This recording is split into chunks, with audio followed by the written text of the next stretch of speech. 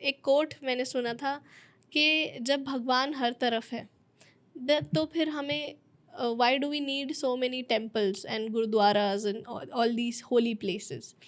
तो उसमें लिखा था कि a wise man answered that air is everywhere but we still need a fan to feel it.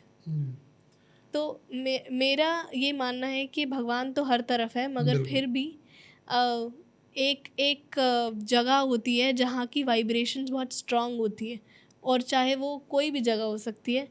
आप अपने घर का पाठ अपने वॉशरूम में बैठ के भी कर सकते हो, मगर अब जब आप गुरुद्वारे मंदिर जाते हो तो वहाँ की वाइब्रेशन स्ट्रांग होती है, तो आपको वो भगवान से कनेक्ट करने के लिए मदद करती है। जिमें जैसे एक पाठशाला है, किताबें तो हर बुक स्टॉल पे मिलती हैं, किसी बुक शॉप पे चले जाओ आपको मिलेगी ना वो। लेकिन वो बुक्स लेके पढ़ते कहाँ हो आप? किसी लाइब्रेरी में पढ़ते हो? हम्म। वहाँ तो आप शौक से जाते हो, वहाँ बैठते हो। लेकिन जो मंदिर है, मस्जिद है, गिरजाघर है, गुरुद्वारा, वो पाठशाला है। वो हमारी पाठशाला है। पाठशाला में बैठ के सीखना है। गुरबाणी में फरमान है, सत्संगत सतगुरु चिटसाल है जित हर गुण सिखा। गुरबाणी में फरमान है, सत्संगत सतगुरु चिटसाल है जित हर गुण सिखा। जी।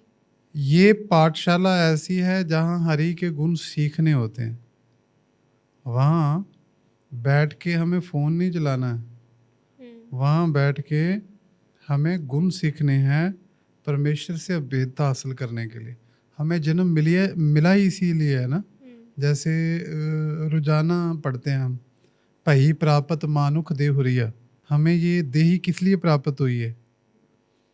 उसको मिलने के लिए। गोविंद मिलन की यह तेरी बरिया। उस परमेश्वर को मिलने के लिए सबसे सर्वश्रेष्ठ मौका है ये हमारे लिए। भई प्राप्त मानुख देहुरिया, गोविंद मिलन की ये तेरी बरिया। अवर काज तेरे किते न काम।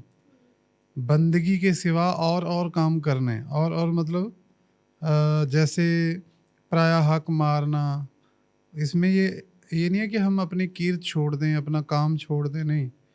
हमें पराया हक नहीं मारना, किसी चोरी नहीं करनी, कत्लो गारत नहीं करनी। वो है अवर काज तेरे किते न काम, जिसे गुरबाणी में कहते हैं, बहु परपंच कर परधान लियावे, सुत दारा प्यान लुटावे, मन मेरे भूले कपट न कीजे, अंत न बेरा तेरे जी पै लीजे। हे मेरे मन भूले, तू भूला हुआ है तो ऐसे कपट मत कर। ये पैसे बाहर से कई प्रपंच करके लाता है, अपनी वाइफ को अपने बच्चों पे लुटाता है, लेकिन अंत में लेखा तुझे देना पड़ेगा। जिन पे लुटा रहा है वो हो सकता है इसी संसार में तेरा साथ ना दें, तो जिनके लिए तू ऐसा कर रहा है लेखा तो तुझे देना पड़ेगा। तो ये सब ज्ञान कहाँ से आएगा? ये बख्शिश गुरु से प्राप्त होगी। तो ये ज्ञान गुरु से मिलेगा। तो हमें ज्ञान की प्राप्ति कहाँ से होगी? वहाँ गुरु के गुण सीखने हैं परमेश्वर के, क्योंकि हमें जीवन मिला है किसके लिए? परमेश्वर को मिलने के लिए। तो यही एक समा है जिसे हम उत्तम बना सकते हैं, 84 के चक्कर से बच सकते हैं। वो सबसे सर्वश्रेष्ठ जोन है मानुख देही, मनुष्य की देही। इस देही को सिमरें देव, सो देही पज हर की सेव। इस देही की प्राप्ति के लिए देवते भी तरसते हैं, लेकिन हमें अगर मिली है तो हमें उसका प्रयोजन समझना चाहिए, हमें उसका पूरा लाहा लेना चाहिए, पूरा लाभ लेना चाहिए। और इसी जन्म में प्राप्ति का मौका मिला है तो प्राप्त कर लेना चाहिए, फिर 84 के चक्कर में क्यों पड़ना है?